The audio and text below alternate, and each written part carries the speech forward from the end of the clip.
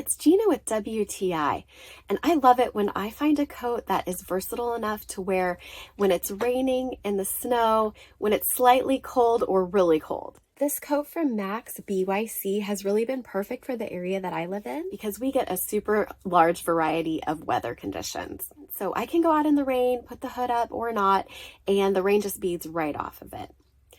Also, we got some snow this year, and this was so much fun to go out in and make some snow angels and just sit in the snow, and I didn't have to worry about getting wet or cold with it. It has a really beautifully soft and warm lining, and I didn't need a lot of layers because this has really good insulation. I really like that it has elasticized sleeves because that helps to keep the warmth inside.